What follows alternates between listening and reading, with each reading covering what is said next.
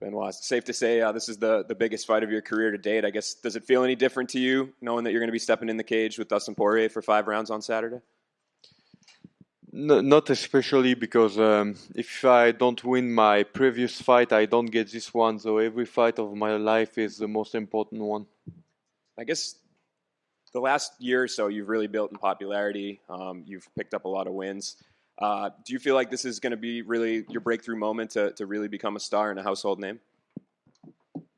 It's one more step, very tough one, and I'm happy I'm getting this one, and I'm expecting a tough fight. I've been well prepared. I'm expecting to have a tough and enjoyable moments in the octagon. And after your last fight, you mentioned the potential of you fighting Dustin Poirier was a fight that you wanted. Were you surprised when it came around to you that the UFC was on board, he was on board, that it all came together? Yeah, negotiation in the top 15 is always difficult. It goes through a lot of process. I have a very good manager in the person of Guillaume Pelletier, who is doing a great job. He worked hard with the UFC. I got this fight. Now I can do my job. It's fighting. There was that day that Dustin tweeted kind of indicating that he wasn't going to fight. From your perspective, can you kind of take me through what was going on in your mind? Were you afraid that it was going to fall through? What was your day like that day? No, I just said at the beginning suspicions that he was injured, but it was not the case. So there were no doubt in my mind that except negotiation from his part with the UFC, there was nothing there to be afraid of. So I was an happy man that it solved itself very fast. And I guess, can you kind of just break down the matchup a little bit for me? I mean, we've seen Dustin fight so many times. It seems like every time somebody steps in there with him, it's a bit of a dogfight, and that's what you're known for as well. So do you see any possibility that this isn't going to be kind of an all-out war until somebody drops? No, I think if everybody here liked the Chandler Poirier fight, I think you will like the Saint Denis Poirier fight. Over here. Given that Dustin has fought pretty much the best of the best at lightweight, I think it caught a lot of people off guard that you were the betting favorite in this fight. Why do you think the odds makers like your chances against Dustin? I don't care about odds too much. 8 months ago, I was a very underdog against Mofim, like 1-3 or something like that. So odds it doesn't mean anything to me. It's just gonna be a good fight, and he's ready. Stuff. I did my job as well, so I'm just expecting a tough fight. And obviously, your last fight, you fought a guy from New York, in New York, and now you're fighting Dustin, who trains here in Florida. Are you expecting another hostile crowd when you make the walk on Saturday? Yeah, of course. And then obviously your countryman Cedric Doumbé fights tomorrow in France, and then you fight Saturday in your biggest fight. So I guess, do you kind of view this as a big moment in French MMA, considering you two seem to be two of the biggest stars from your country competing in MMA? Who are you talking about? Doumbé fights tomorrow, and then you fight Saturday in the same week, and you're both in these big events. Yeah, it's good. French MMA is getting huge. Lot of excitement around MMA in France globally. So very happy to be here at this period of time and to showcase my skills. Kind of going along with that question, Nono, you were asked about who can potentially be the face of French MMA. So do you think how your fight and Doumbé's fights go respectively, the face of French MMA can be decided this week? There is not one face. There's a couple of faces. It will be very poor in terms of skills and density if there was only one face.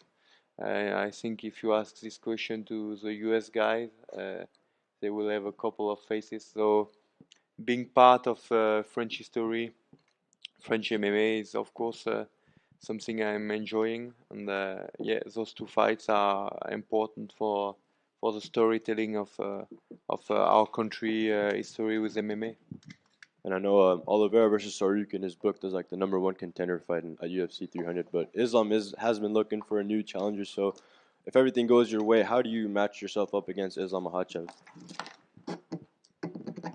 I never go through a fight when I haven't done my mission, but yeah, of course, it's all excitement. It's all excitement, and if I'm victorious, there will be things that are going to be done. Benoit right here. People are now talking about you in the same breath as Justin Gaethje and Dustin Poirier. Is this all-action kind of ultra-violent fighter? What does that kind of accolade mean to you? I mean, you are all here for that. So yeah, I'm enjoying it. It's mean efficiency inside the octagon. It means spectacles. It means a lot. So I'm happy about it. And when the Poirier fight kind of came into question with his tweet there, would any other matchup have satisfied you given where he's at in the sport right now? I'm focused on him right now because this is the fight, and yeah, I mean all the top 10, top 5 lightweight fights are exciting. Last one for me. Also, there is the BMF title fight next month. Holloway Gaethje. Who do you have winning that? I'm not sure, but I will go with Gaethje because of the weight. I lied when I said it was the last one. One quick one. Was that a title that you'd be interested in fighting for someday? Yeah, of course. I mean, this is the toughest division in the UFC for one reason. There's 2 belts in this division. So, yeah, of course. Let's look. Benoît, 2 petites questions. La première, tu disais que quand tu commençais le MMA, c'est Dustin qui combattait contre Khabib pour le titre. Tu t'étais fixé à l'époque 2 ans pour rejoindre l'UFC, tu as mis juste 2 ans et demi, mais est-ce qu'à l'époque, quand tu voyais Dustin contre Khabib, tu te disais déjà devant ton ordi, ce gars-là, je vais peut-être le rencontrer, lui ou Khabib? Non, parce que je pense qu'à cette époque, je n'avais pas encore toutes les connaissances que j'ai dans le MMA, que j'ai acquises au fur et à mesure du temps avec l'expérience. Je ne savais pas encore si j'allais combattre en 66, 70 ou 77 en fonction de mon corps. Donc ça s'est affiné avec le temps. Et aujourd'hui, je suis très content d'affronter un adversaire de ce calibre. Et dernière question, il y a la méthode un peu GSP, la méthode John Jones, Georges Saint-Pierre qui était extrêmement complet, il voulait aller là où l'adversaire était le plus faible pour se donner toutes les chances de gagner le plus possible.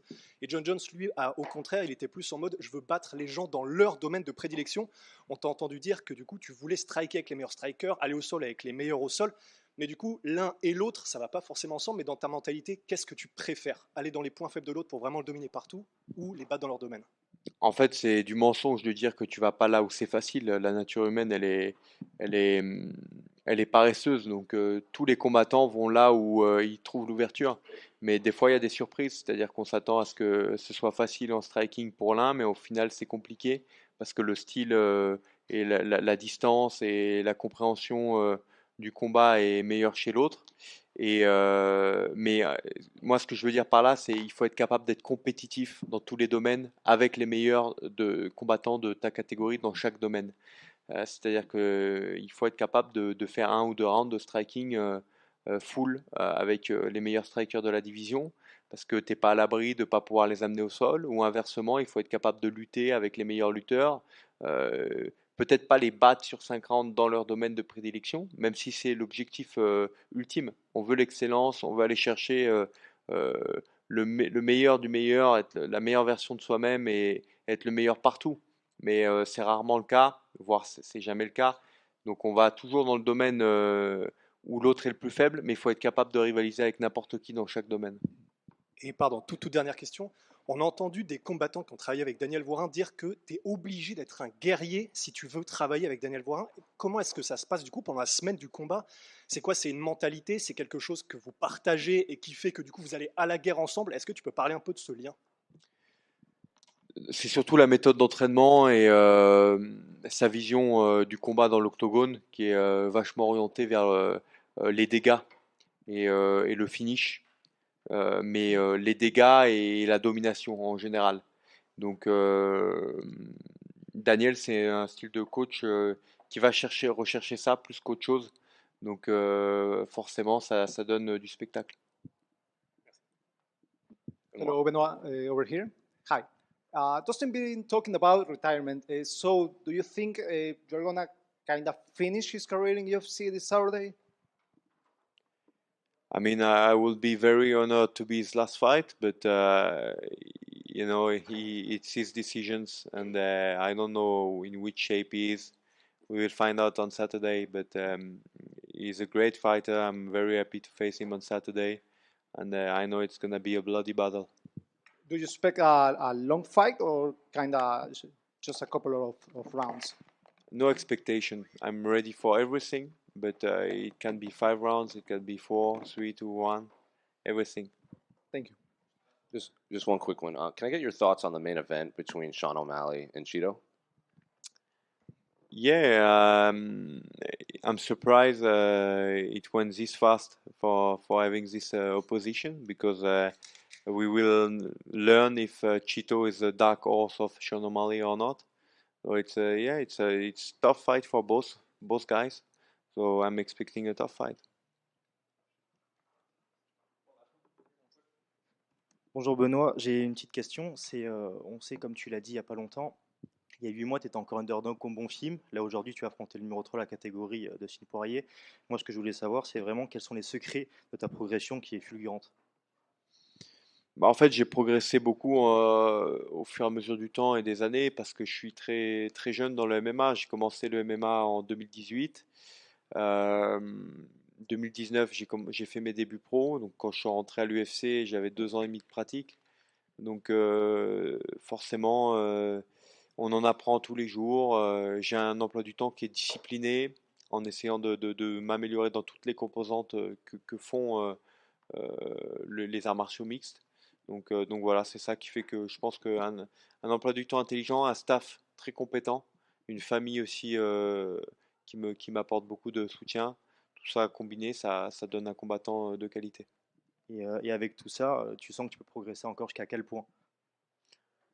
Je peux pas dire, mais je sais que j'ai encore des lacunes et des domaines de travail. Merci beaucoup.